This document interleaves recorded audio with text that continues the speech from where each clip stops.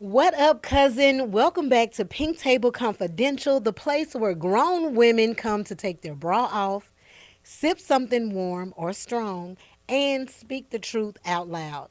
I'm your host, Montana, and today's episode it's for the thoughts we dare not mention at brunch, the things we bury, and the feelings we brush off, and the confessions that we'll never share on social media.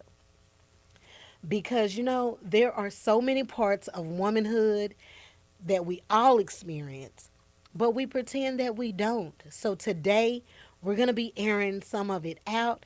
You know, I got to do it.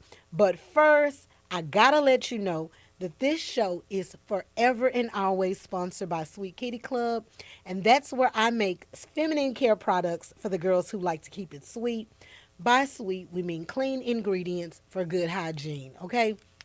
So what you can do is head on over to sweetkittyclub.com, use code PINKTABLE at checkout, and you'll see a sweet discount at the end. All right. All right. Now, I have to thank all of my lovely, lovely cousins who have supported Pink Table Confidential along the way. So whether you have supported on Facebook or YouTube, liked, shared, or commented, listen, I do not take it for granted, okay? And I am happy to announce that Pink Table Confidential, we are now on all platforms where you will be able to listen to your podcast, all right? So, yes, cousin, we are deep in this thing, all right? So, kisses, hugs, and all of that. I really appreciate it, all right?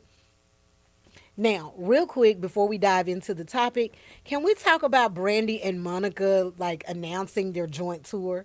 Like, I don't know about y'all, but this really feels like a black woman full circle moment. You know, these two have really been through it both personally and professionally.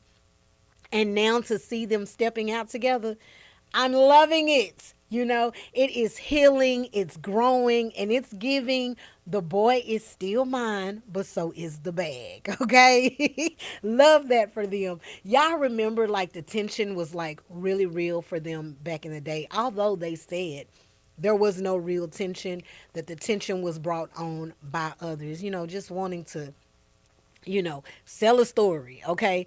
But just even a few years ago, I remember Monica, she was about to come for Ray J when he like put out there about a tour.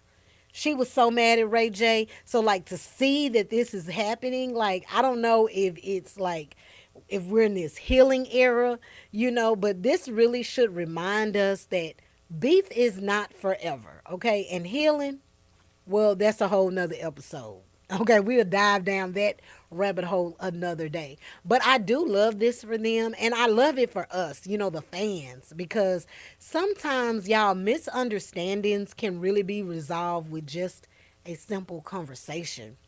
So I'm really happy they're going to be coming near Dallas, so you can betcha I will be in the building, okay?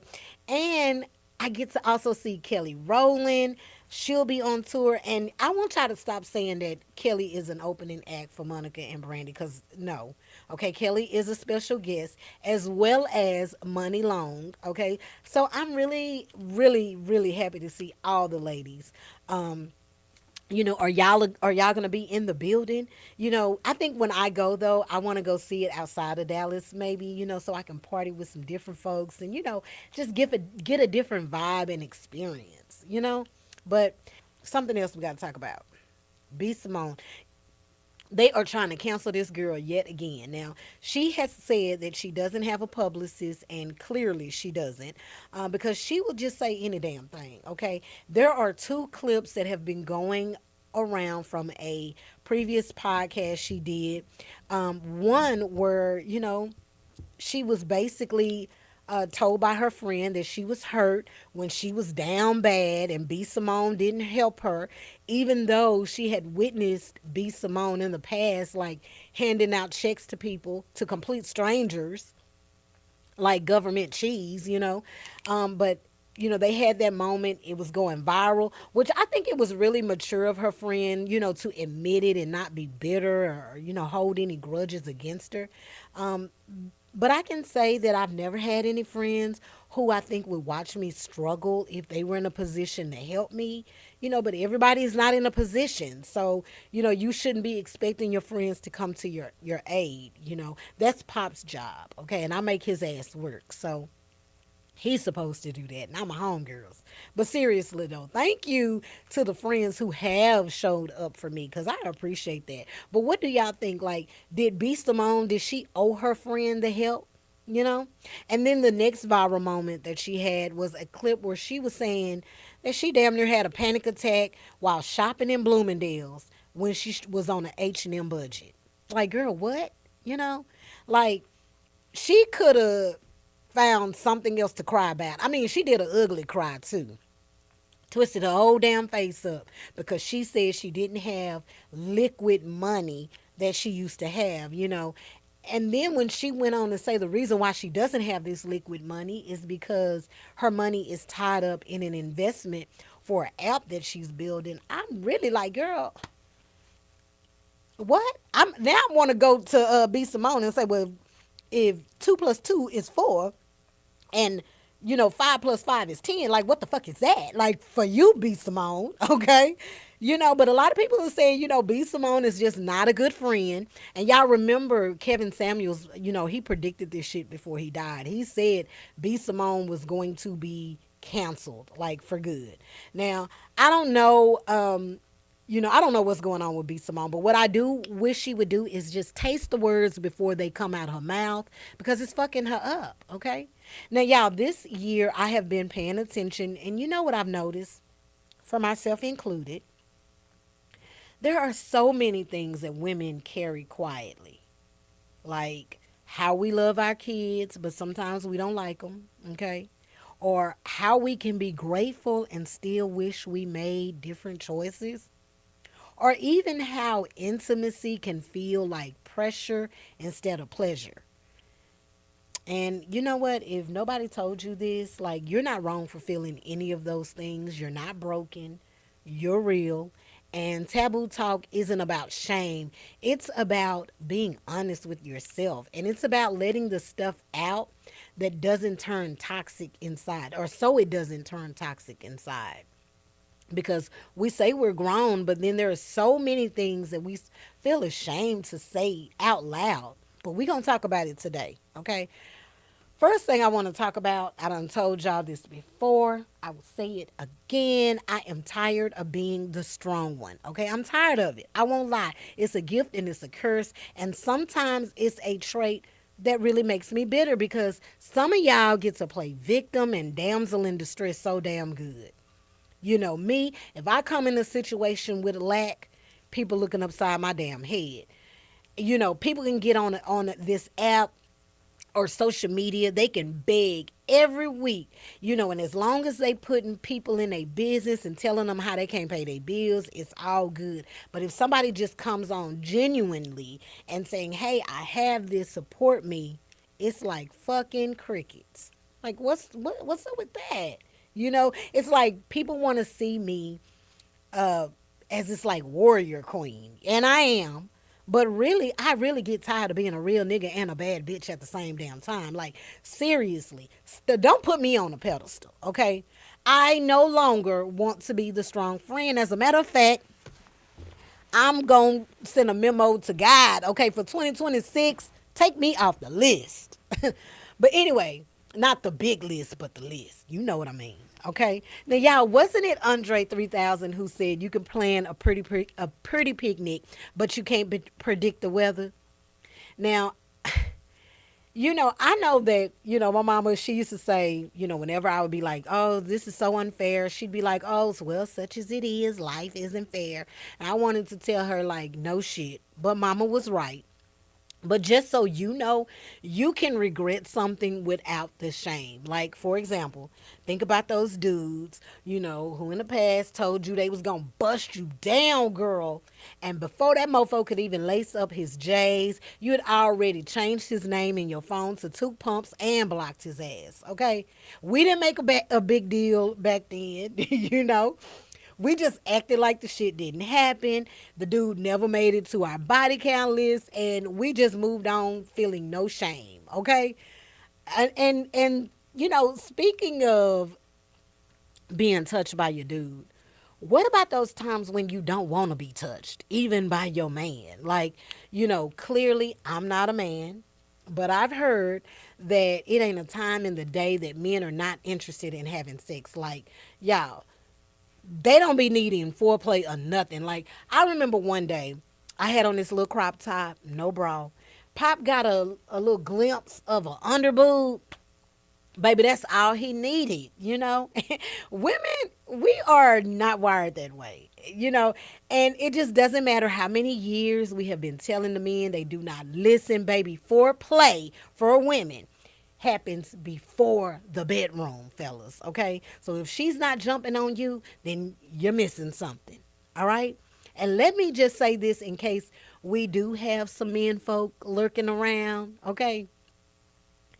Even the chick who loves to be getting the freak offs, who love the wild nights, she still doesn't want to feel used. Okay? Let Diddy be an example for y'all. For real. And something else I found myself saying is that I envy women who left. Well, maybe envy is a strong word. It should be really, I admire that because I met a lady that was married for 20 years. She got a divorce because she wasn't happy. She wasn't fulfilled in her relationship. She could have easily said, I've been in this thing this long. I'm just going to stay where I am and deal with it. Instead, she said no. She found the strength to move on, file for a divorce, and say, she still had a little life she wanted to live. She wanted a happier version of herself, and she did just that. I don't even think the ink was barely dry on her divorce. She had met a guy, and y'all, she engaged, okay? So sometimes God is giving us like a get out of jail free card, and we just refuse to take it. We really got to stop that because I've seen more and more women, being celibate and happily single, which on one hand, I hate that for y'all because I'm a helpless romantic, but I'm with you, baby. Getting a piece of meat will not be worth the cost of my damn dignity. So I'll just keep it to myself, baby. Me and Rose is good, okay? And y'all, years ago, I was dating this guy that I knew was not going to be my future. Like, this dude was traveling with a black trash bag, okay? And he broke my heart. A dude with a black trash bag broke my heart, okay? Now, in the moment, I thought my world was over because, he was my first love. This was my first heartbreak. And it felt like death. And I'm so thankful for my friend, December. She resided in Atlanta at the time, and she invited me to come and stay with her. And I think that 3 or 4 days, that's all I needed because I came back renewed, a different chick. And after that, breakups didn't affect me the same. Yes, they hurt at first, but after a few days, hey, I was seeing the blessing in that separation, y'all. My life would really be different too had that situation not happy. So, had that situation not happened, okay? Now, one scripture that I do say out loud to myself and is a constant reminder is Psalms 30, verse 5, and that is weeping may endure in the night, but joy comes in the morning. Y'all never forget that. But I want to know, like, what's something that you've never said out loud, but other women would get? Please post it in the comments because I love reading our messages. Now, before we get into this week's Dear Kitty letter, we got to pause for our sweet kitty moment. And this is the part of the show where I remind y'all that taking care of yourself ain't just bubble baths and journaling. It's hygiene, it's routine, it's how you treat your body every day. And listen, if you've been feeling a little off down there, because Kitty will tell you, or even dry after shaving, or just not as fresh as you want to be, you need to grab your Sweet Kitty gel and pair it with our Sweet Kitty Yoni oil. Y'all, these two are our best sellers for a reason because they have clean ingredients, bomb lathering, long lasting freshness, and made for grown women who care about what they put on and in their bodies. Okay, so remember, head over to sweetkittyclub.com and use code PINKTABLE to get a sweet little discount just for being our listeners. Okay, so self care, y'all, starts in the shower, cousin, so don't play about it. Now, now is the time when we get into our Dear Kitty letter, where you send me your questions, confessions, and situationships, and I do what I do best. I'm going to listen with love, I'm going to give a little wisdom, and I'm never going to judge, even if it sounds like I am, okay? And y'all, I can't keep up with these DMs anymore. Okay, so now you can email me at pinktableconfidential@gmail.com and I will read your letter on the air. And speaking of which, these letters are getting wilder. Y'all send me stuff you don't even post in your group chat, okay? And I love that. I really do. But I need y'all to get a first class ticket from Delta and go to the comments on this because I'm going to need your help. All right. Here we go. It says, Dear Kitty, a while ago I was at my homegirl's house for a party. She and I were sitting on the couch, just vibing, when her husband, who clearly was drunk, came in and sat in between us. He was being kind of touchy feely, but I ignored it since she was right there and it didn't feel too over the line at first. But then she got up to use the bathroom, and this man had the audacity to rub my leg. I froze. I didn't say anything. I didn't do anything. I just waited for her to come back and I tried to act normal. Now, ever since that night, I feel like he looks at me weird, like he's staring too long, like he's giving me dirty old man vibes. And get this, one time, after my friend used my phone to call him when hers was dead, he accidentally butt dialed me the next day. I thought about telling her, but here's the thing. I saw her cut off another friend who tried to tell her something about him before, and that friend had proof, and she still didn't believe her. So now I'm stuck. I have no proof, and I don't want to ruin our friendship, but I'm uncomfortable being around him and low key around her now, too. What should I do? Signed, confused, and creeped out. Whew. Mm. Baby, baby, baby, let's unpack it. That is a tight spot you're in, cousin. Okay, now, so many women have been there, caught between protecting friendship and protecting peace. But we're going to call it what it is. That man knows what he did, okay? Those little accidental touches and butt dials are not accidents. It's predatory and it's gross coming from your good friend's husband. That man crossed the line. He crossed the boundary, drunk or not. And what's wild is that his behavior is the problem, but now you're feeling weird to be around them. Like, that's how this kind of thing works. It puts you in an emotional chokehold. While he gets to walk around like nothing happened and, skipping in the tulips and shit, that's not cool. Like, I'm sorry, cousin, but the real issue for me, and I just gotta say it, is it's like you protecting his feel like you uncomfortable. He should be the one uncomfortable, if anything, like not you. He should be uncomfortable, you know? And if you're going to say something to your friend, you've got to know this, that you're not responsible for your friend's reaction, but you are responsible for protecting your peace. And you don't need any proof to tell your truth. But what you do need is to prepare yourself for the possibility that She doesn't believe you, or even worse, that she kicks your ass to the curb like she did the other girl that was trying to tell her something about her dude, you know? And if you don't say anything, well, that's valid too. You can just decide to stop coming around, create your own space, and protect your vibe. Silence isn't a weakness, sometimes it's a strategy. And I'm going to say this with love, okay?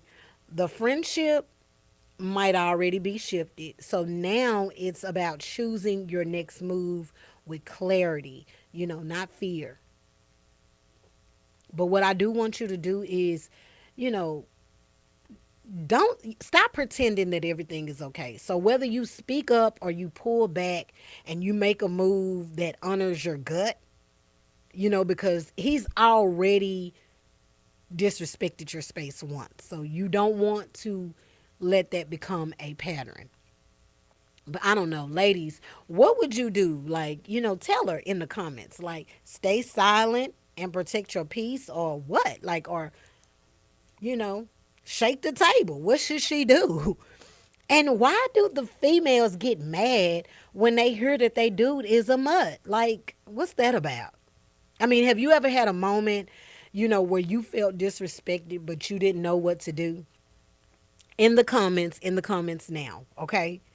Because I'm just curious. I'm curious. Anyway, if you want your relationship read in our Dear Kitty segment, or you've got a story, you've got a secret or a situation, I'm taking Dear Kitty letters 24/7. Okay, so you can email me at pinktableconfidential@gmail.com.